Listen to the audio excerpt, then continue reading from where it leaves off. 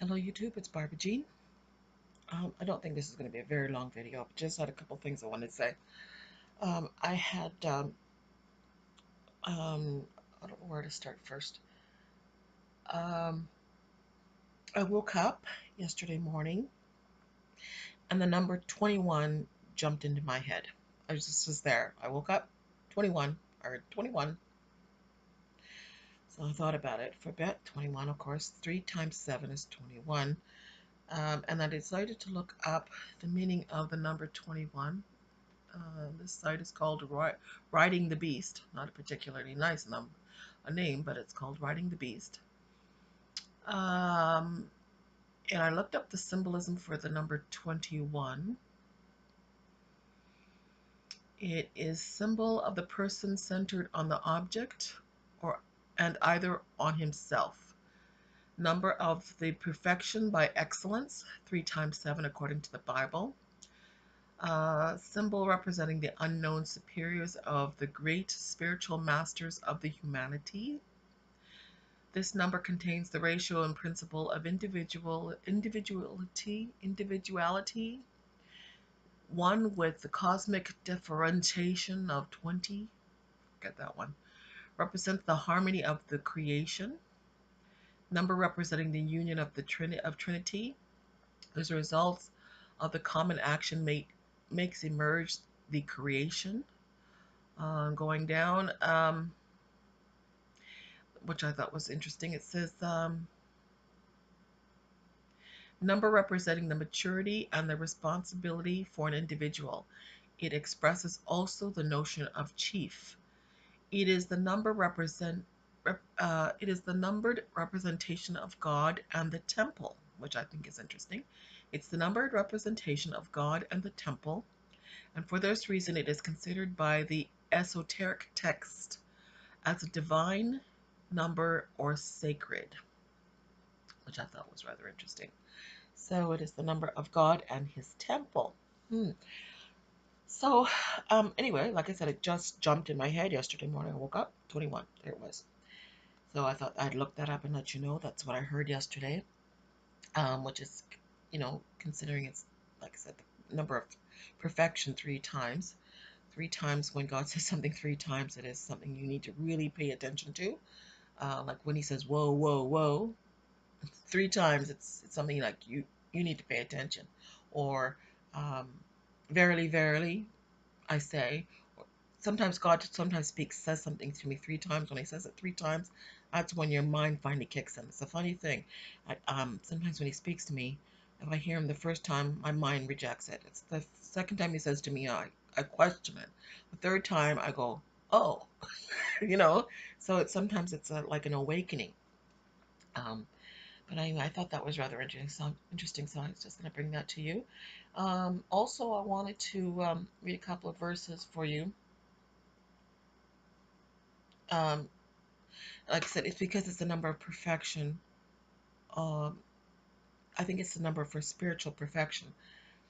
So let's read Song of Solomon 4:7. Thou art all fair, my love, there is no spot in thee. Come with me from Lebanon, my spouse, with me from Lebanon. Look from the tops of Amana, from the top of Shinir and Hermon, from the lion's den, from the mountains of the leopards. So here the Lord is um, describing his bride as without spot and is inviting her up to the heights. Ephesians 5:25, husbands, love your wife even as Christ also loved the church and gave himself for it, that he might sanctify it and cleanse it with the washing of the water by the word, that he might present it to himself a glorious church, not having spot or wrinkle or any such thing, but that it should be holy and without blemish. So ought men to love their wives as their own bodies. He that loveth his wife loveth himself. For no man ever yet hated his own flesh, but nourisheth it and cherisheth it, even as the Lord the church. For we are members of his body, and of his flesh, and of his bones. Where did we hear that before? Well, that was from Adam and Eve. Bone of my bones and flesh of my flesh. Um, this is a great mystery, but I speak concerning Christ and the church. Nevertheless, let every one of you in particular so love his wife even as himself, and the wife see that she reverence her husband. So I thought that was rather interesting. It talks about, oh, let me read one more verse. 1 Peter 1:19. But with the it talks about being redeemed by not by works, but by the precious blood of Jesus, it says. But with the precious blood of Jesus as the lamb without blemish and without spot. So I thought that was beautiful, and that the Lord is going to present us without blemish and without spot, and He Himself, because He Himself is without blemish and without spot. So He's going to have a spotless church to present to the Father, and we will be equally yoked with the Lord. Because the Lord cannot be unequally yoked, and we will be like Him. That's what the scripture says. We shall see Him as He is, and we will be like Him. Uh,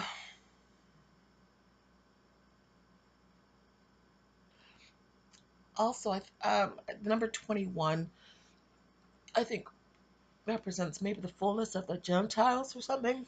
Let me just read this for you. It says, Romans 11:25. For I would not, brethren, that you would be ignorant of this mystery, lest you should be wise in your own conceits, that blindness in part has happened to Israel until the fullness of the Gentiles be come in. And so all Israel shall be saved, as it is written, there shall come out of Zion the deliverer, and shall turn away ungodliness from Jacob. For this is my covenant unto them, when I shall take away their sins. So there is going to be a time when there's going to be a fullness of the Gentiles. Now, also I wanted to just say that lately I've been waking up, almost for the last week or maybe a bit longer, I've been waking up with my mouth open. Now, I don't sleep with my mouth open, never. I rarely ever sleep with my mouth open. This is really strange. And last week, I had been waking up with my mouth open. I'm thinking, why is this happening? This is a really strange thing. This is not normal for me. And I thought, well, maybe it's just I'm getting old. I'm getting old and my mouth is hanging open. And I don't think that's it. What came to my mind was I was asking the Lord. The Lord was saying, the door is open. It is an open door. And I thought, oh, okay, well, an open door, all right. I thought, where is that in the scriptures? Of course, that would be in the book of Revelation, chapter 3, Church of Philadelphia. Um, I know thy works, Revelation 3:8. I know thy works, and behold, I have set before thee an open door, and no man can shut it, for thou hast a little strength, and hast kept my word, and hast not denied my name. Um, Also, the baptism of Jesus Christ. I don't have it marked. I haven't got it queued. But when he was baptized, a door in heaven was opened. Let's see if I got it. See if I can find it here. Matthew 3:16. And Jesus, when he was baptized, went up straight away out of the water, and lo, the heavens were opened unto him. And he saw the Spirit of God descending like a dove and lighting upon him. So at Jesus' baptism, the door was open. The Church of Philadelphia, I've opened the door. Also, Revelation, the Revelator was invited up to heaven because the door was opened. Revelation 4:1. After this I looked, and behold, a door was opened in heaven, and the first voice which I heard was it were of a trumpet talking with me, said, Come up hither, and I will show you things that which must be hereafter. So maybe the Lord is saying to me, the door is open. Um, uh, he cannot invite his church, his bride, up to heaven until the fullness of the Gentiles have come in. Because if you remember in Revelation chapter, for those who are not aware, Revelation chapter 7, every tribe and tongue and kindred has to be represented in the temple. There has to be a representation of every nation and tribe and tongue. Someone from every tribe and tongue has to be represented in the temple, and that would be Revelation chapter 7 at the rapture of the church. Revelation 7:9. After this, I beheld and lo a great multitude which no man could number, of all nations and kindreds and peoples and tongues, stood before the throne and before the Lamb, clothed in white robes and palms in their hands, and cried with a loud voice, saying, Salvation to our God, which sitteth upon the throne, and unto the Lamb. So there has to be, like I said, the fullness of the Gentiles means that every tribe, nation and tongue and peoples have to be represented before the judgment of the world can occur. They have to be redeemed from the earth, um, saved from the earth, in order to be presented without spot or blemish before the throne of God. And that would be the fullness of the Gentiles. Now, it's interesting that I heard the number 21 yesterday morning. I heard 21. So I thought, okay, maybe this is a sign.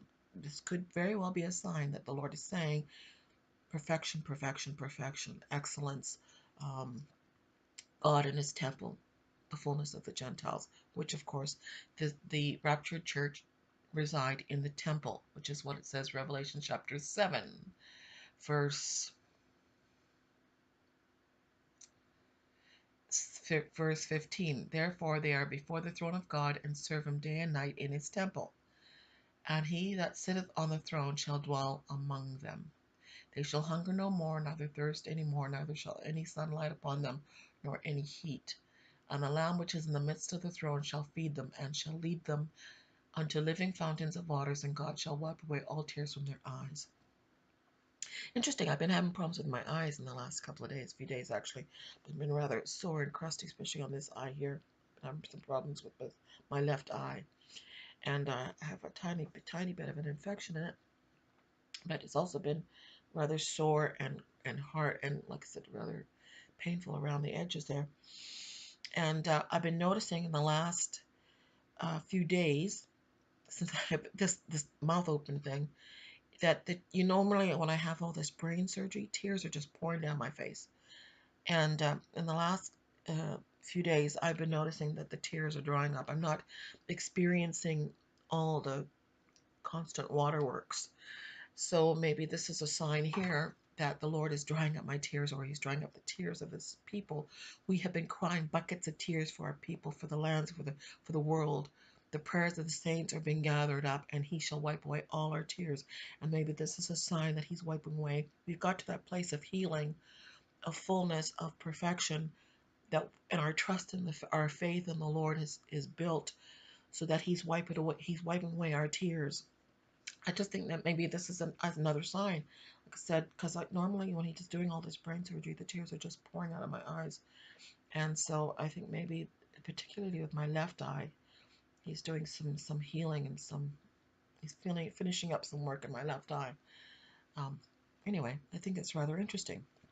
Also, I was thinking about what this American election, and I was thinking that it's an interesting result that just happened. The fact that the Democrats took back the House, yet they didn't get the Senate, which is a good thing. It's a good thing they didn't get the Senate. But I think maybe this is a really a good, a good organization, because it's going to force the Democrats to get back to work, which is what they need to do. The Democratic Party isn't all evil. It is not all bad, and there's a lot of good people in the Democratic Party. They represent, and if you will, a feminine energy that needs to be represented in government. But it can't rule, because if you rule by your emotions, they represent emotions. They represent, social acts and social works, which are good and actually need some representation. They do need representation. It's not all masculine energy, which is what the Republican Party represents. A problem. Well, get it out of my mouth. The Republican Party represents masculine energy. The Democratic Party represents the left, which is the feminine energy. Right, left, they go together. There has to be wholeness. There has to be, they have to work together. But putting the feminine energy in charge is dangerous. It's a dangerous thing. Masculine energy, I believe, needs to be the head, just like in a feminine, like in a male-female relationship, which is just right here. That feminine energy has to learn to be respectful, which we have seen them have not been respectful. They have been out of control. They've been chaotic. They've been overly emotional. And they haven't been working together with the other side of government.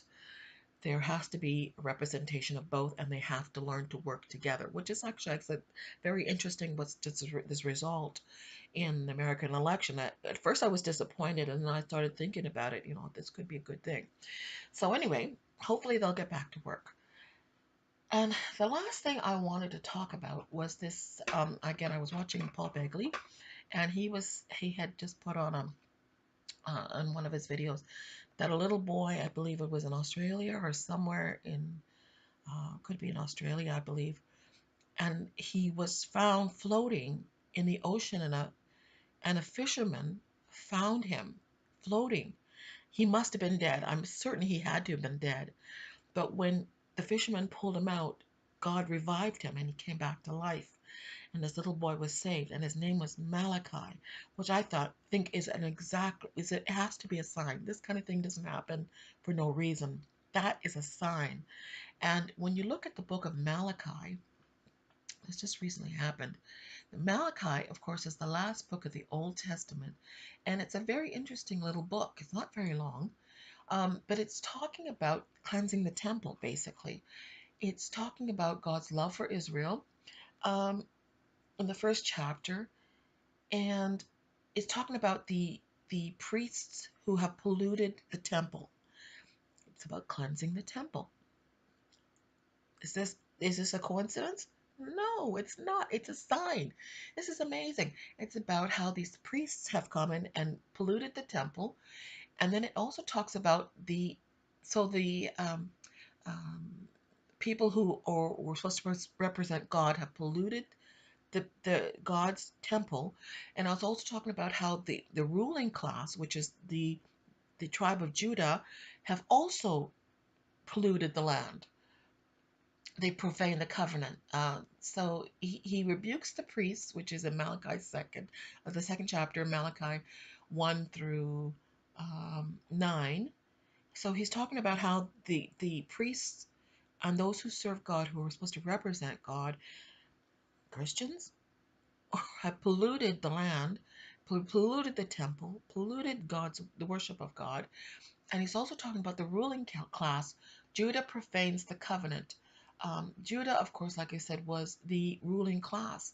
Um, Judah hath dealt treacherously, and an abomination is committed in Israel and in Jerusalem, for Judah hath profaned the holiness of the Lord, which he loved, and hath married the daughters of a strange God.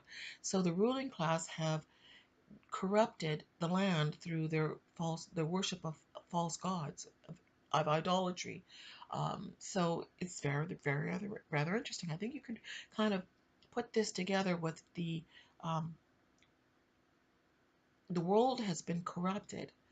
Not just the land of Israel, but the land of the world in general has been corrupted by their so-called holy people, who should have been worshiping the Lord with in um, what's the word? What's the phrase I'm thinking of? Um, Something in truth. Um, it's gone out of my head. We should have been following the Lord in spirit and in truth. That's the phrase I'm looking for. But we've corrupted the land. Also, the ruling class, those who should have been following the Lord as well, or at least judging the world or ruling the people with fairness and equity, and have been corrupted by their love of Baal and the love of worship of money and power. Um, so anyway, the messenger of the Lord is sent, and this is what it says, Malachi 2:17. You have wearied the Lord with your words. Yet you say, wherein have we wearied him? When we say, every one doeth evil is good in the sight of the Lord, and he delighteth in them. Or, where is the God of judgment? So basically we're saying, so we're telling everybody who's doing evil things they're good. So how can we have wearied them? Wearied God. I mean, where's his judgment? He's not going to pour his judgment on us. We're doing okay. We know we call everybody good that's doing evil. It's okay. God's okay with that. So anyway, God goes on in Malachi 3 to says that he's going to send a messenger before the temple. Behold, I will send you a messenger. This is Malachi 3:1. Behold, I will send my messenger, and he shall prepare the way before me. And the Lord whom ye seek shall suddenly come to his temple, even the messenger of the covenant whom ye delight in. Behold, he shall come, saith the Lord of hosts. But who may abide the day of his coming? And who shall stand when he appeareth? For he is like a refiner's fire and full of fuller's soap. And he shall sit as a refiner and purifier of silver, and he shall purify the sons of Levi and purge them as gold and silver, that they may offer unto the Lord an offering in righteousness. So, what is this talking about? This is talking about, of course, Jesus Christ, who's going to come and purify the land. And if you think about it, when the rapture happens, when the rapture occurs, what happens? A judgment comes upon the earth. And you better believe there's going to be a lot of people who are going to be regretting that they'll be left behind. That's why it says that when he comes, um, they will be left, the 5 of the 10 virgins, 5 were foolish, the door will be shut on them. For 5 wise virgins, the door is open, and they are ready and prepared when the Lord comes to get them. But for the 5 foolish who go back to the world, the door will shut, and there will be weeping and gnashing of teeth. What does that mean? Weeping. There's going to be a lot of people who are going to be in great grief that they missed the rapture, and there's going to be a lot of people who are going to be really angry. There'll be people crying, and there'll be people who are going to be absolutely enraged that they were shut out. Okay, or shut out because or angry that the judgment has come, because I thought they were going to live their whole lives without any consequences for all the evil that they've done. Um, so it's interesting that this little boy named Malachi was rescued by a fisherman, and he was pulled out of the water, and he came back to life. That is a sign. That is a huge sign. This is about the coming of the Lord. This book. It's also talking about um, it says in Malachi 3:5, and I will come near to you to judgment, and I will be a swift witness against the sorcerers, and against the adulterers, and against the false swearers, and against those that oppress the hirelings in his wages, the widow and the fatherless, and that turn aside the stranger from his right, and fear not me, saith the Lord of hosts. It also talks about robbing those who have robbed God's temple, God's tithe. And it's the same thing that if you think about the governments of the world, instead of using those monies that have been collected through taxes and whatever to help the people, they've been robbed. They've been robbing God. They've been robbing their treasuries to hoard for themselves rather than use that money to help the peoples or to improve their lands, which is what that money is supposed to be spent on. And this is what the Lord is judging the lands on these people who have been robbing their nations of their monies.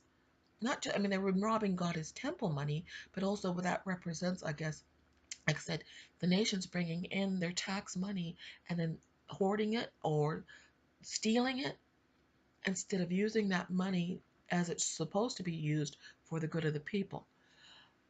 Uh, um, so that there is judgment for that.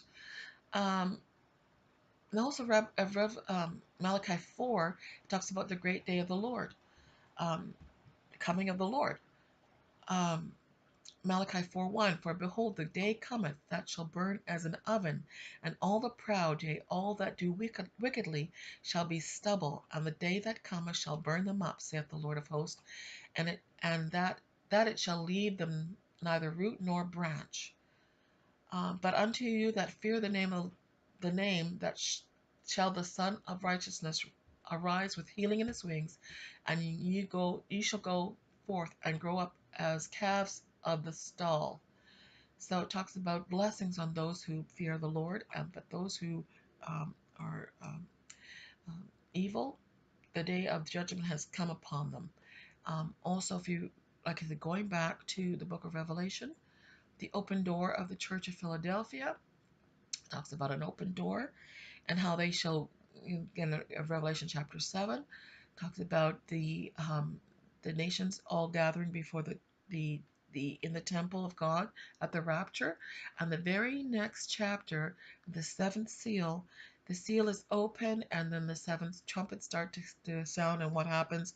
There's a rain of hail and fire, massive hail and fire that burns up a third of the, basically it says the third of the earth, and destroys a third of the seas, and then a great mountain falls into the ocean. So that is what this is just describing. So, like I said, all this from the number 21 that I got this morning or yesterday morning.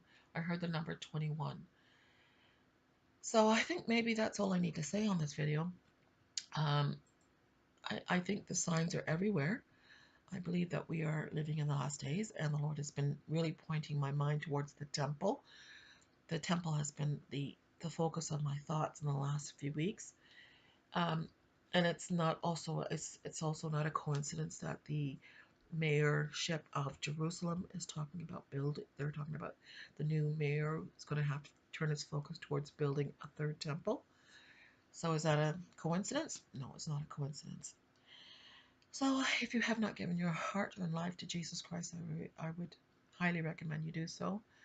I don't believe we have that much more time. I do believe, like I said in my last couple of videos, go back to them if you will, um, that this Hanukkah could very well be extremely significant, and I believe it will be after all the things that have been happening and all the signs. The Lord was showing me that John 10 is when Jesus was walking in the porch of Solomon. Solomon's porch matches the Church of Philadelphia. Go back to that video. Can't remember what I named it, but it was a couple of videos ago talking about the porch of Solomon and how John 10, when Jesus is walking among the pillars, how similar that whole chapter is to in comparison to the book of Revelation chapter 3, the Church of Philadelphia. And that was during the time of Hanukkah. So whatever happens, whether it's the rapture of the church or not, I do believe this Hanukkah will be a particularly significant one. Anyway, if you have not given your life to Jesus Christ, please do so, and please be baptized as commanded by the Lord Jesus Christ. I will talk to you later. God bless.